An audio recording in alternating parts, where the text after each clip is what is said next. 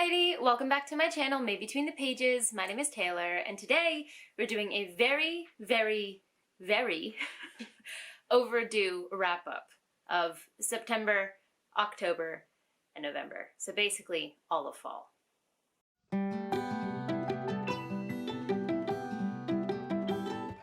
We are doing a pre-recorded, sit-down video for the first time in I don't know how long.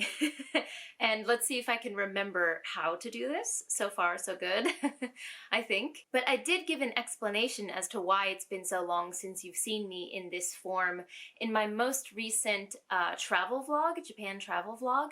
I did talk about the life changes that I've gone through at the end of that, but I do think that there's maybe two different audiences for life vlogs and Japan vlogs and reading vlogs in general versus just sit-down book content. So if you're a subscriber and you're here mainly for the sit-down videos like this and the books, I'll go ahead and also do an update at the beginning of this video.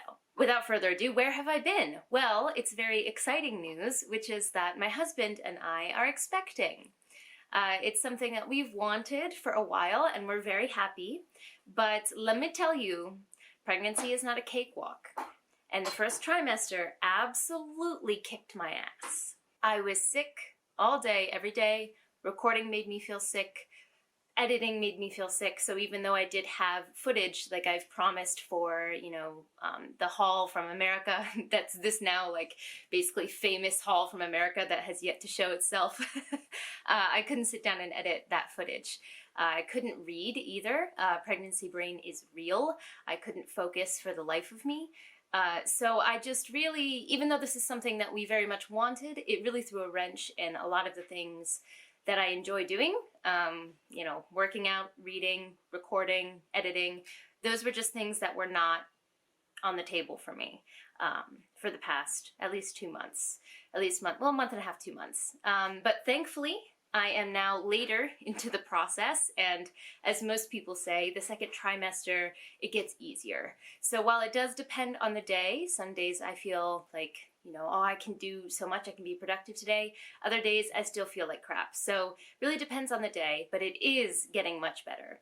So I'm very excited to hopefully be able to start recording like this again. I'm also happy to report that within about the last 2 weeks, I have gotten my ability to focus enough to read back. So I have actually read quite a few books in the last couple weeks because I was able to do it again and I was so excited. So I do have quite a few books to talk about before things got real sick for me and after. Because this is 3 months here, a span of 3 months of books, and I have some really interesting ones to talk about. I'm going to go through the books in chronological order, starting from September, then October, then November. Taylor, that's how chronological order works. So we'll start with the one that I read at the very beginning of September. I say the very beginning of September, but I'm pretty sure that I finished it at the very tail end of August because this was the only good book club pick for August. And I finished it just in time for us to have our chat. But it was, it wasn't included in the August wrap-up because I finished it right at the end there. And that is The Black Tulip by Alexandre Dumas. This classic takes place in 1672 in Holland, where tulips were seen as more valuable than gold. And those that curated them and made new types of tulips were celebrities, basically at the pinnacle of society.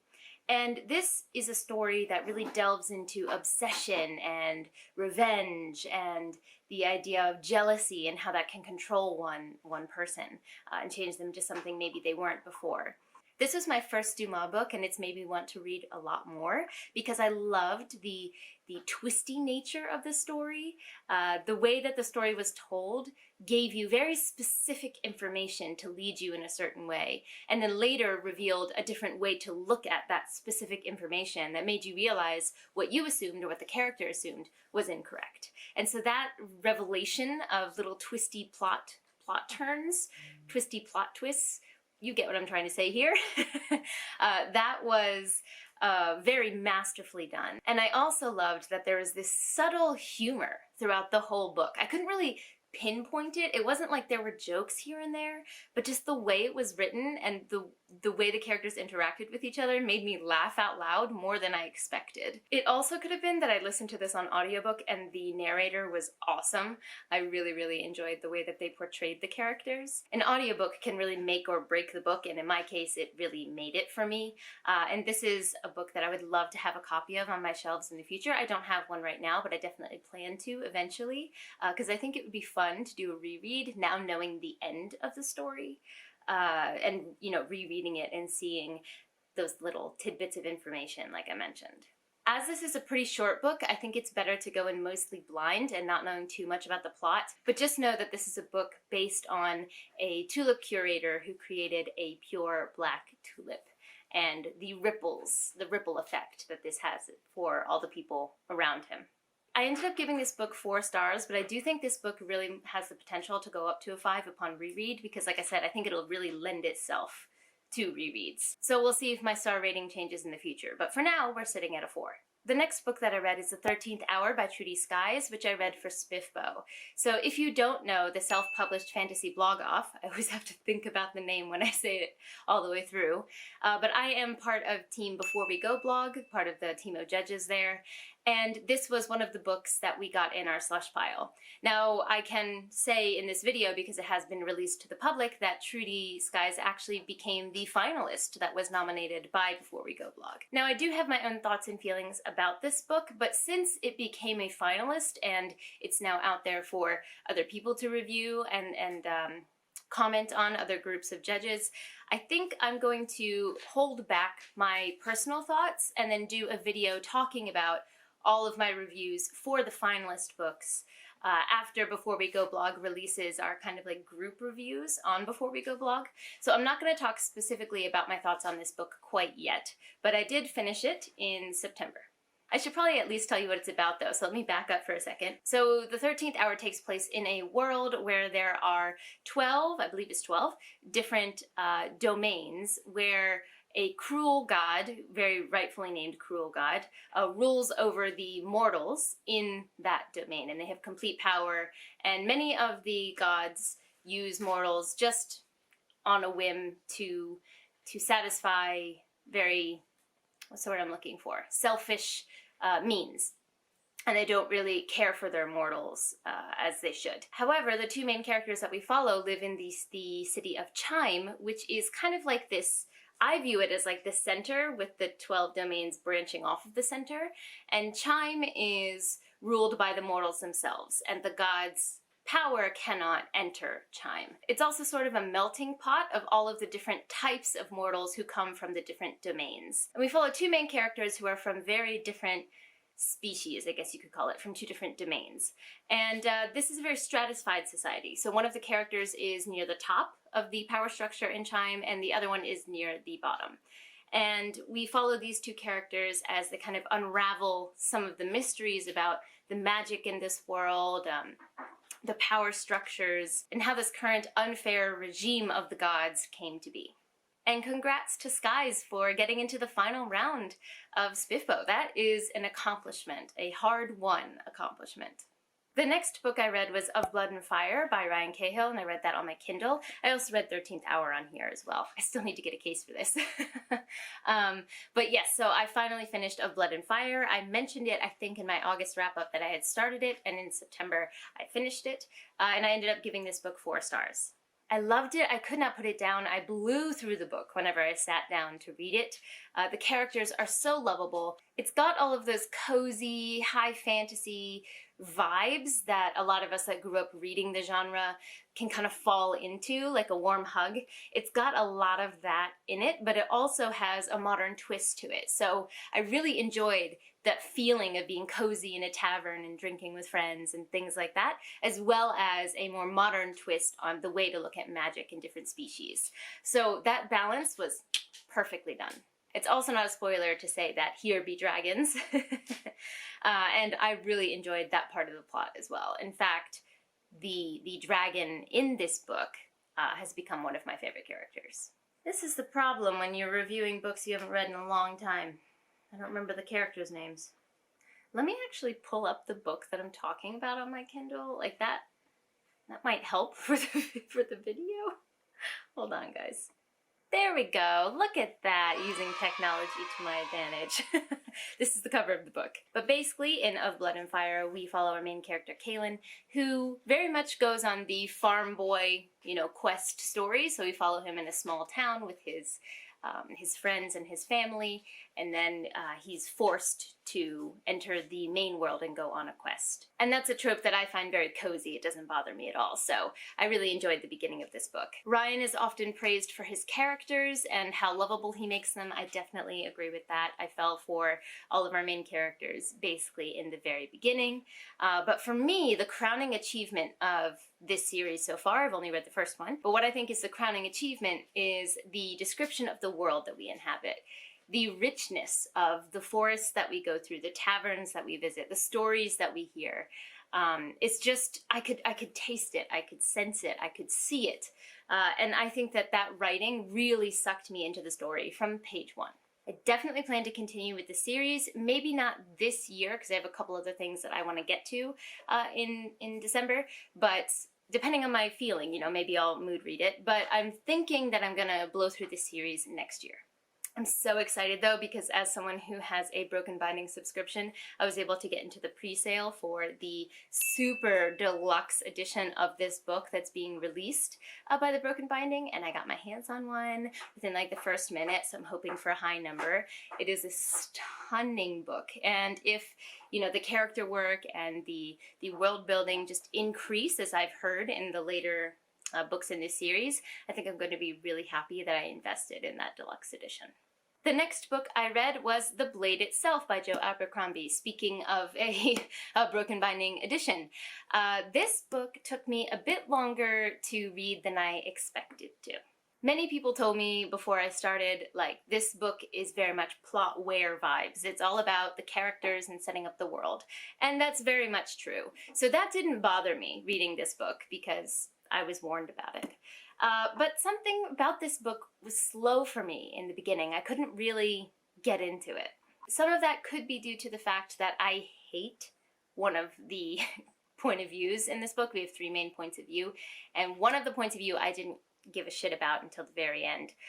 So whenever we were in that point of view, I was kind of bored. And that is Jekyll. Now, I know you're probably supposed to hate him as like a spoiled brat, essentially, and it very much works. You do hate him for that reason, but I also just found everything he did to be extremely boring. Glockta and Nine Fingers, there for their story. From the beginning, I was engaged. But Jekyll just really, anytime his point of view came up, I felt the momentum of this book just crash and burn for me. Since this is an extremely character-based book, that really did affect my enjoyment, but I am excited to see where it goes because of the way the ending of this book was set up.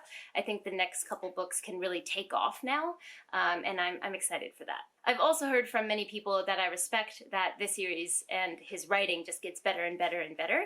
So considering that there were 2 of the characters I was very invested in from the beginning, I do think that my love for the series can grow. Right now, I'm sitting between a 3.5 and a 4-star, though. I didn't write a review for this on Goodreads, which is very, very rare for me. I usually write them exactly, like, right when I finish, so I can remember details. Unfortunately, because I didn't write the review right when I finished it, I don't remember some of the details, which also maybe shows that this book didn't really stick out to me. I remember some aspects of it. So I might just have to look up a little bit of a summary when I continue with the series. Probably next year, kind of like Of Blood and Fire, I might read the second book if it strikes me in December, but I'm not really sure yet. I am certainly planning to continue on and see what everyone's talking about with the series. This next one, however, is 5 gajillion stars, and that is Amari and the Great Game by B.B. Alston. This is the stunning UK edition that I made sure to get my hands on this time, since I was so lucky to have someone send me the first one, but I was not going to miss that opportunity again, so I pre-ordered this like almost a year before it came out. I'm so happy to have it in my hands now. It has a sign. It has a sign.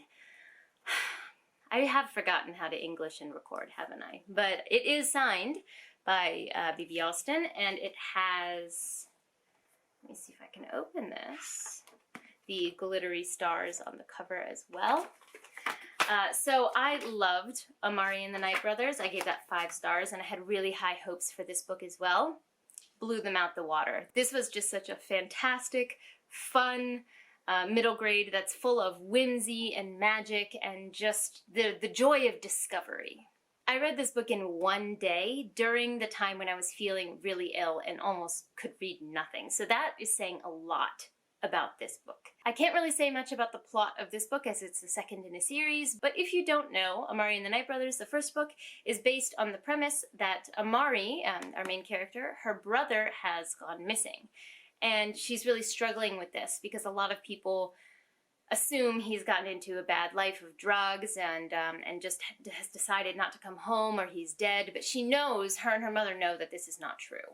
And then one day she finds a suitcase that her brother has left for her. And in the suitcase, he reveals to her that there's this whole other magical world that exists or coexists with the non-magical world. And he gives her basically the key to be able to access this world, to witness this world. Alongside that, her brother was part of this bureau who works to keep this magical world hidden from the non-magical world, or keep the peace between the two worlds and have them coexist. And she ends up getting involved with this bureau. And it's very middle grade Men in Black, essentially. It's a fantastic series with characters you can really get behind and root for, and a whimsical world that just has like fantastic things around every corner, or fantastical things, I guess I could say, around every corner. And it has that charm, that unique charm that good middle grade tends to have, where some things are just whimsy for whimsy's sake and don't need to make sense and don't need to actually be explained. And that's all over this book, and I find so much joy from that. As someone who usually reads adult fantasy, it's nice to just enjoy the whimsy. I gave this book 5 stars. No surprise there. The next book I picked up was Cinnamon and Gunpowder. This was another The Only Good Book Club pick. And I ended up DNFing this one at 50%. And honestly, none of us in the group really liked it. This was marketed as like a romance, a pirate romance at sea where Cook gets captured and falls in love with the pirate captain who captured him. And it just sounded like a fun romp, but it ended up being extremely boring, at least for me. And the romance was at 50% of the way through the book. Well, where was the romance? There wasn't even a spark, nary a tingle. There was nothing. So it just was marketed incorrectly, and I think it suffered from that. But basically, we either DNF'd it in the group or didn't like it, so I don't have much more to say about that. Alright, so I did start to feel said sickness that I mentioned earlier, so I had to take a break from filming. If the background has changed, that's why. Sorry if it's a little discombobulating. But we're back, and hopefully I cannot feel nauseous for long enough to finish this video. Also, I just realized, are those? A Drowned Kingdom and the Last of the Atalanteans have been backwards this whole time I've been filming. That's gonna drive me crazy when I edit. I'm gonna fix it now though. I'm gonna at least fix it now. Sorry, PL. Come on. Okay, that looks better. It's gonna bother me a lot less now. Okay, where were we? Right, so this next book that I read was completely on a whim. It was during the time, again, when I felt sick every day and I was having a really hard time reading, and I just wanted something different. And usually when that happens, I either go for like a YA urban fantasy or like a romance book. And so I just kind of went out into the ether of BookTube just to see what people were talking about. And I guess a lot of people got this recommendation from Book Talk. I'm not on Book Talk, so I'm not sure. But there is a duology where the first one is called Haunting Adeline. And that was supposed to be this super dark romance. And I was like, hey, that's completely out of the scale of what I usually read. Let's go for it. Now let me tell you, this is dark. That is the correct advertisement for this. It says consensual non-consent as a trigger warning for this book, but I would really question the first consensual part of that. Seems a bit more like non-consent to me during certain parts of this book. It's just very dark. But it does warn you of that at the beginning, so you know what you're getting into. So basically, this is just really dark smut. And I wish that it had kind of allowed itself to be that and not tried to have the kind of plot that it did, because essentially the male love interest in this book is a stalker. He becomes obsessed with Adeline and stalks her outside of her house, and it's very creepy. That part of the book was actually kind of scary. I found myself like closing my curtains when I was reading this book, like, what if someone is looking in my window right now? Like, so it had a horror element to it as well, and I really did enjoy that. But unfortunately, for me anyway, that kind of horror element disappears, and we spend a lot of the book, or probably about half of the book, seeing the other side of this stalker character. I can't remember his name. But basically, he's this vigilante who takes down child sex trafficking rings in his spare time because he wants to, and he's like a master hacker. And I couldn't buy into that part of his character at all. It felt like the author was trying to make the horrendous things that happen in the dark romance part of this book make up for it by making him this vigilante. And I was like, if you're gonna go for it, just go for it. You know, don't try to include this plot that makes zero sense, plot holes left and right, to try to make this feel okay. Like, if it's just not okay, if it's a romance that has stuff that's not okay, just let that be what you're writing, you know, because transgressive romance is, you know, it does have a place, and it's a way to experience things in a fictional way, right? Whereas if these things happened in the real world, they would be absolutely not acceptable. So for me, if you're going to write a story like that, just write a story like that, you know? So I was kind of annoyed by that part. Like, I rolled my eyes like, okay, we get it, you know, he's not as bad as, you know, he's made out to be, but really he is. He's not a good person. In the end, I ended up giving this book 2 stars because there were some smutty scenes where I was like, well, all right, then I see why people were really into this book. But then the rest of the book was just, it was unnecessarily long. And like I said, I didn't dig the plot at all. It just seemed like a waste of time. So for me, I ended up giving this 2 stars. I would say definitely read the trigger warnings before you pick it up. The trigger warnings are accurate. Basically every transgressive thing you can think of, not every, but most transgressive things you could think of are going to be in this book. So read the trigger warnings before you pick it up. Definitely dark though, and I can understand why some people really, really like it. The next book I also read on my Kindle, but I'm pretty sure that I got this as like a PDF from a friend, so I don't think I have like the screen to show off. Okay, yeah, it was just a PDF, but it is The Strange Case of Dr. Jekyll and Mr. Hyde. So this book I adored. I ate this shit up. I decided to read this right before Halloween. I've always wanted to read the story, and I'm so glad that I did that because it is so atmospheric. I love the foggy, you know, streets and the street lamps that are, you know, not clear and kind of don't give you a clear picture of who you're walking past, and just this atmosphere of dread was so well done here. There was also a little bit of humor too, which I also enjoyed. Now, if you don't know the basis of this story, which would be interesting, I'd be curious to know how that's the case, because this is referenced in so many other, you know, forms of media. But essentially we have a doctor who has 2 personalities, 2 beings, 2 forms inside of him. One of these forms is his normal human form, Dr. Jekyll, and the other, Mr. Hyde, is this manifestation of just all that is bad. He's not a good person. And that's kind of the basis of the story. And I don't want to say more than that because it gives away a lot of the nuance of this story. Because even though you know the basis, it's how it's told and the way that these themes are discussed that makes it so good.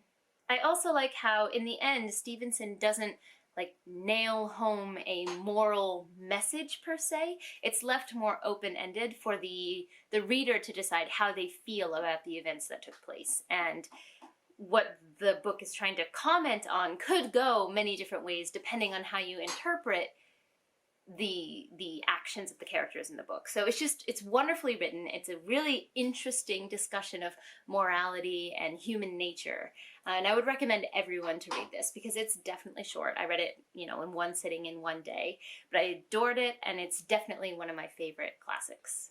So I actually decided to check my notes because I remember there was this one like dad joke that made me laugh out loud, and I wanted to see if it would make sense if I read it out loud here, and it will. So at one point, our main character, who is not Dr. Jekyll, is waiting to find Mr. Hyde, who he's heard about around town, and he's waiting to try to catch a glimpse of this person. And he says, if he be Mr. Hyde, he had thought, I shall be Mr. Seek. And it's so dumb. It's such a dad joke. But I laughed out loud when I read this because it's the last thing I expected to see in a book this like gothic and dark. So anyway, I just had to share that. That's one of the jokes that made me giggle. I am a fan of puns though, so it's not that much of a surprise. The next book I read was the October, the Only Good Book Club pick, and that was Nana. This I consumed via audiobook, and at first I was actually terrified of this book because I'm a little bitch, let's just put it that way. When it comes to ghost stories, anything paranormal, I cannot handle it. Human killers, given to me any day. At least I have a hope of murdering said human killer. I can maybe win that battle. But if it's a ghosty, if it's a wee ghosty, there ain't nothing I can do and I'm just screwed. And I don't enjoy being that type of scared. So this book was definitely marketed as kind of ghosty. It was marketed as kind of possession-y. And demons are also not my thing. But we did pick it as a group and I did vote for it, so I kind of put myself in the position to read it. So I was like, all right, let me at least, you know, in good faith give this a good faith shot and see if I can handle it.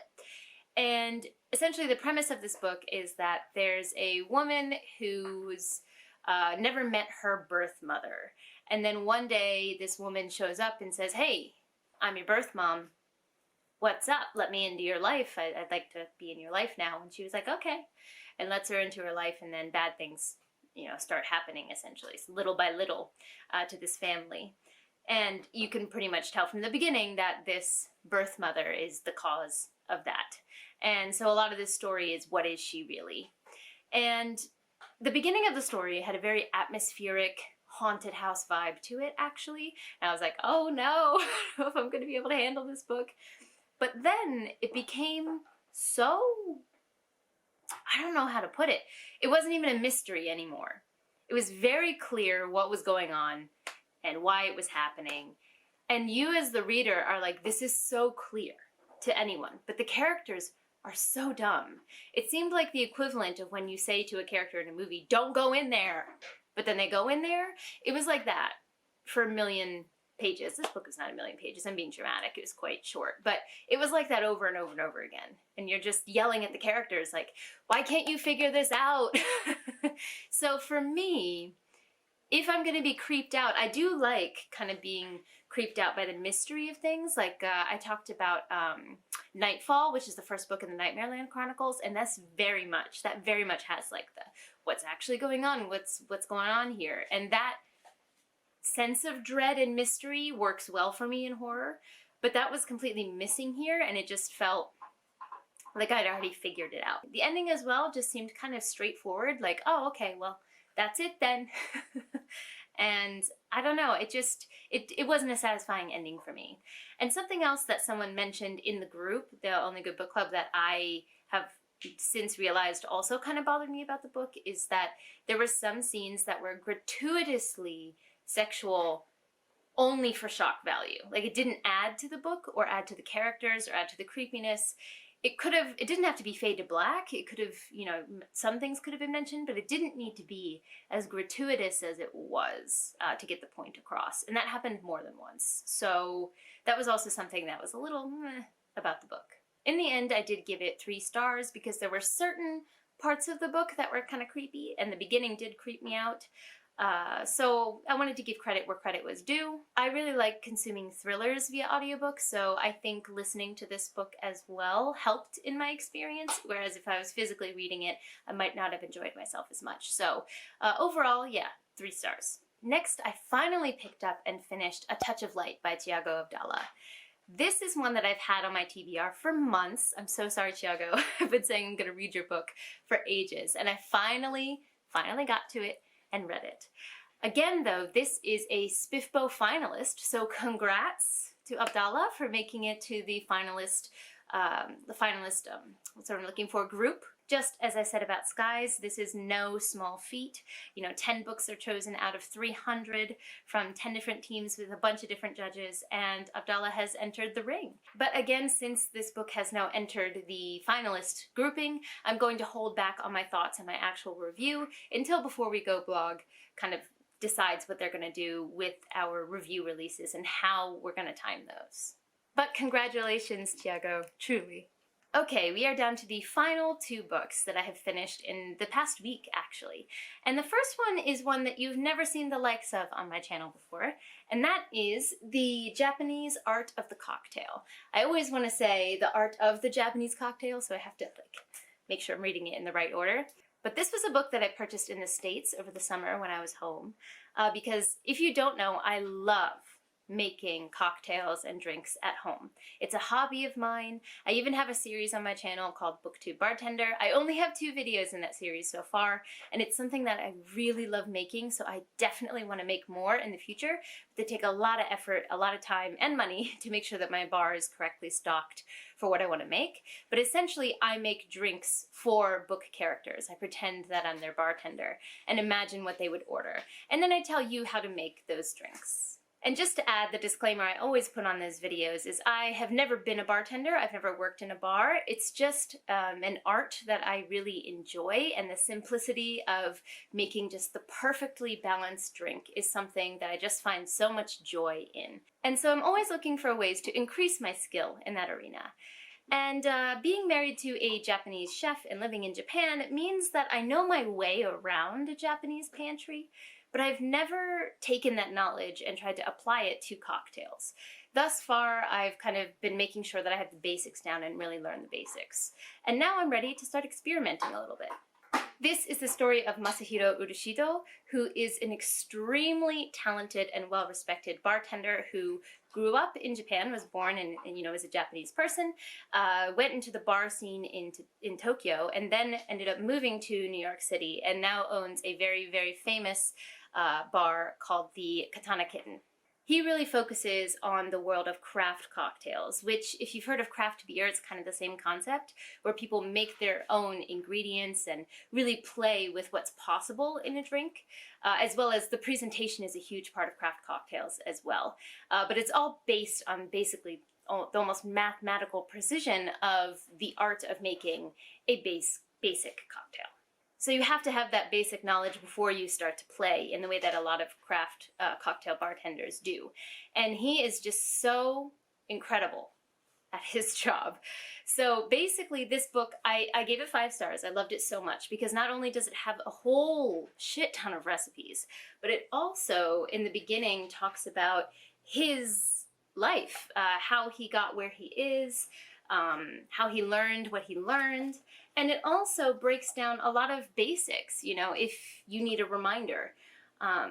In the back of the book as well, it has a reference to where you can buy all of the Japanese food in the States, if you're reading this in the States. I'm lucky to, you know, live in the country where a lot of these ingredients come from, so I have access to a lot of them, but he does make sure to tell you where you can get them.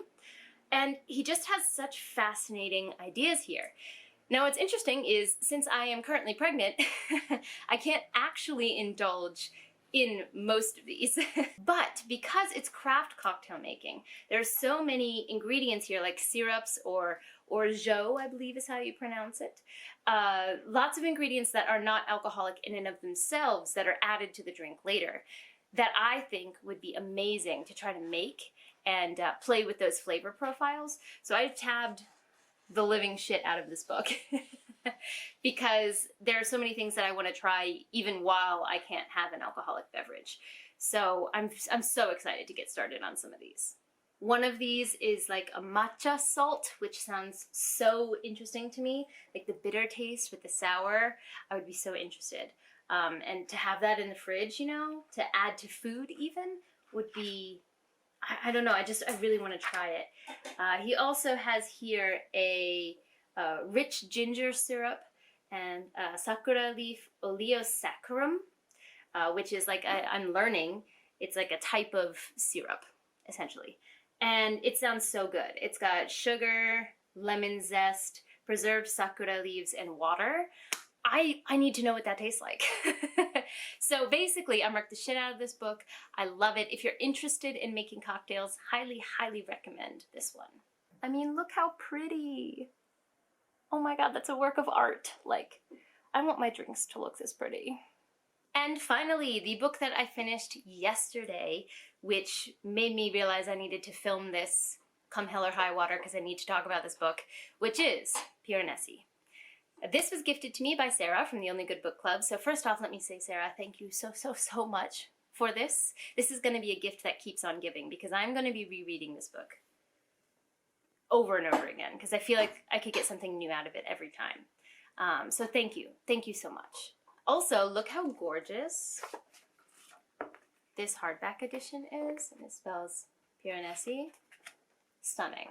So I went into this book blind, which is the recommended way to go into this book, and I have to jump on that recommendation. It's short, it packs a punch, but if you give anything away about the premise, I think it takes away from the feeling of discovery and mysticism and wonder that you can have with our main character Piranesi as you go through the story. This is also one of those rare occasions where I think my Goodreads review really captures a lot of what I want to say, so I'm going to actually read that out to you guys. So I said, 5 stars, could not put this book down for the life of me. It's been a long time since a story gripped my imagination the way that this one did, and as I sit in the aftermath of it, I feel like I've just awoken from a dream I can still feel, but can't quite remember. Coming in at 245 pages, Piranesi is much shorter than a lot of the books I pick up, but it packed no less of a punch. I was told by others before going in that I should approach this book without knowing anything about the premise, and I have to agree that I think that was the best way to experience it. It may seem a little odd at first, but let the beautiful prose take you on the journey. It's a story that delves deeply into themes of human nature, supposedly immutable qualities of time and memory, and how one can choose to interact with the world around them. Despite dealing quite obviously with some of these themes, it's also one of those books that hit me in the heart without me being able to explain exactly or pinpoint exactly why. Was it the prose, the atmosphere, the plot revelations? I'm not sure. All I know is that the urge to shed a tear was dredged up from somewhere. If you're looking for something completely unique to sweep you away, I highly recommend picking up this book. You may just find what it was you were looking for. And I stand by everything I said in that review. This, to me, is what the Starless Sea by Erin Morgenstern wanted to be. I did not like that book. It's not really a secret. When I read it, I talked about it a lot. I haven't for a long time now, but I did not enjoy that book. It felt like it was trying too hard to be whimsical and mystical, and it ended up just being overbearing, and it was way too long, in my opinion. And the ending also, look, I didn't like that book, okay? Was not a fan. I feel like this, Piranesi, is what she was trying to do with that book. The only thing I'll give you about this premise is that we follow Piranesi, who is in a labyrinth, and we follow him through his journal entries as he writes about the labyrinth and the things that he experiences. And the feeling of vastness, loneliness, beauty, mystery that's captured when describing this space, I don't know how Clarke was able to do it, but her prose is just stunningly beautiful. And it made me, like I said in my review, feel things that I couldn't pinpoint exactly where they were coming from. And at the end of the story, I wanted to cry my eyes out, but I didn't know why. So it's stunning. And I think that there are lots of different interpretations you can have of this story in the end. I think everyone that reads it is going to get something different from it. But for me, I found a lot of beauty in the discussion of being lost. And what does it mean to actually be lost? To feel lonely? What does that actually mean? And it's just... it's so good. It's so good. Like, I'm keeping myself away from spoilers because I want people to be able to watch this whole video. But maybe I'll do a full review of this where I do a spoilery and non-spoilery section. Let me know in the comments down below if you'd be interested in that. But I will be rereading this book over and over again. It's stunning.